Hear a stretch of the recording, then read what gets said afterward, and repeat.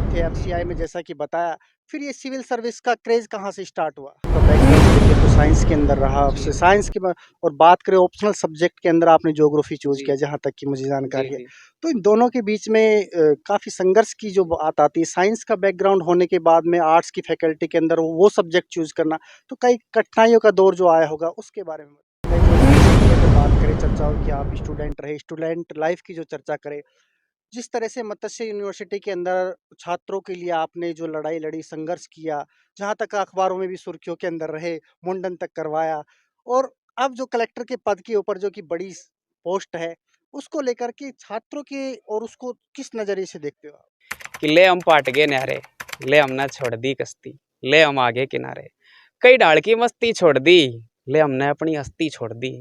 तने मिल गया ना मेरे तलाक अच्छा, सारी दुनिया झूठी बस एक तेरा यार साचा। लाख जन्म की बात करया करते, लाख जन्म की बात करया करते, एक तो कम है ना यार। चल मैं भूल गया पुराने किस्से, फिर भी गम तो गम है ना यार।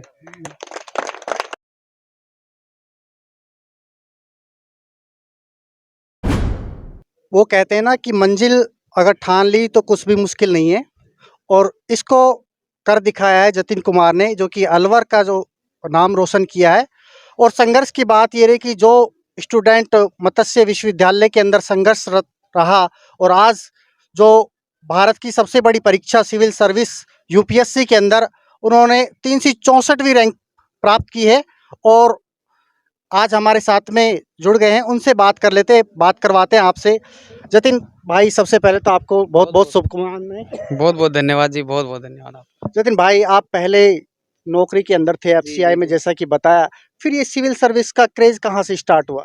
देखो वो तो थोड़ा सा तो पहले से था खैर, लेकिन इसमें ना मेरे फैमिली की, फादर की और जो मेरा भाई है बड़ा, उनकी बहुत बड़ी भूमिका है। ये डिसीजन ले मतलब ये छोटा डिसीजन नहीं है कि आप नौकरी ले छोड़ के आप तैयारी स्टार्ट करोगे। वो मैं नौकरी के साथ भी कर सकता था अगर तैयारी करनी होती तो।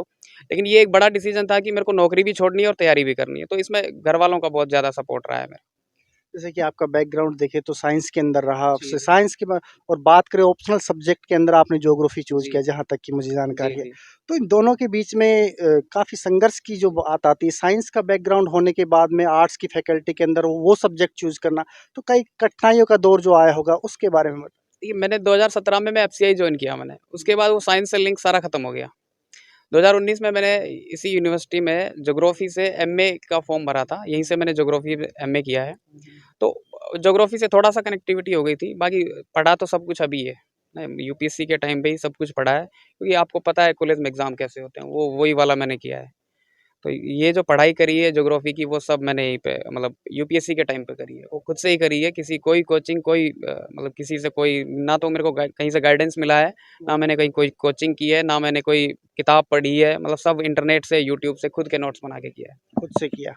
जतिन भाई देखने में आता है जो पीछे की अगर बात करें चर्चाओं की आप स्टूडेंट रहे, स्टूडेंट लाइफ की जो चर्चा करें, जिस तरह से मत्स्य यूनिवर्सिटी के अंदर छात्रों के लिए आपने जो लड़ाई लड़ी, संघर्ष किया, जहाँ तक अखबारों में भी सुर्खियों के अंदर रहे, मुंडन तक करवाया और अब जो कलेक्टर के पद के ऊपर जो कि बड़ी पोस्ट है, उसको लेकर के छात्रों के और उसको किस नज़रिए से देखते हो आप?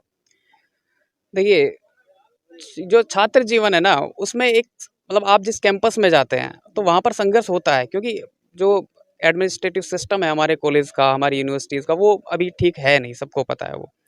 छात्रों के लिए कुछ सुख सुविधाएँ होती नहीं है यहाँ पे, तो लोगों को करना पड़ता है। नेता बनने जो यूनिवर्सिटीज़ होती हैं, कॉलेज होती हैं, वो नेता बनाती हैं और वही नेता आगे जाके विधायक, एमपी बनते हैं। उन्हीं से सारा सिस्टम चलता है। आईएएस, आईपीएस तो बैकडोर में काम करते हैं। वो पॉलिसीज़ बनाते हैं, उनको इम्प्लीमेंटेशन करवाते हैं। वो बैकडोर वाले लोग हैं, ये नेता जो है हमारे फ्रंट वाले लोग हैं। नाम इनका होता है, काम हम करते हैं। अगर अभी आपने राजनीति की भी चर्चा कर दी, तो कहीं न कहीं लोग ये भी सोचते हैं कि राजनीतिक दबाव रहता है कहीं न कहीं प्रशासन के ऊपर। क्या लगता है आपको? मेरे को एक बार शायद कोई आईएएस थे, उन्होंने एक बात कही थी कि देखो आईएएस जो है ना इंडिया में, वो एक फीमेल को मेल और मेल को फीमेल नहीं बना सकता और कुछ भी कर सकता है। मतलब आप पॉलिटिकल प्रेशर आप पे आएगा, ये सबको पता है, आता ही है। लेकिन ये आपके ऊपर डिपेंड करता है कि आप उसको कैसे हैंडल करें। अब मतलब कुछ चीज़ें ऐसी होती है ना कि भाई कोई नेता, किसी नेता ने कह दिया कि भाई ये हमारे फेवर में इसको ऐसा करते हैं, तो उस टाइम पे आपकी एथिक्स काम आते हैं, आपकी इंटीग्रिटी काम आती है, आपकी उस सर्विस के प्रति आपका डेडिकेशन काम आता है कि यार चंद पैसों के लिए मैं किसी का मतलब किसी का भला हो रहा है, कुछ गरीब लोगों की ज़िंदगियाँ खराब हो रही हैं। तो पॉलिटिकल प्रेशर तो होता है, लेकिन उसको सँभालेंगे, काम करेंगे, अच्छा काम करेंगे। नाम होगा अलवर का, मतलब बुरे काम में नहीं होने दूँगा, अच्छे काम में नाम होएगा अलवर का। एक चर्चाओं के अंदर जो आपके इंट्रो के अंदर जो सवाल मैंने भी देखा, जी। कविता और जो रागनी है उसमें डिफरेंस की जो बात कर रहे थे, एक बार वो वापस से दोबारा सुना दीजिए। कविता सुनानी है? देखो वो तो यूट्यूब पे, इंस्टाग्राम पे वायरल हो रही है वो कविता। तो मैंने लिखी तो खैर खूब सारी कविताएँ हैं, लेकिन वो थोड़ी-सी याद थी तो मैंने वो सुना दी, वही सुना देता हूँ। कि ले हम पाट गए न्यारे, ले हमने छोड़ दी कश्ती, ले हम आगे किनारे। कई ढाल की मस्ती छोड़ दी, ले हमने अपनी हस्ती छोड़ दी। तने मिल गया ना मेरे ते लाख अच्छा, सारी दुनिया झूठी बस एक तेरा यार साचा। लाख जन्म की बात करया करते, लाख जन्म की बात करया करते, एक तो कम है ना यार। चल मैं भूल गया पुराने किस्से, फिर भी गम तो गम है ना यार।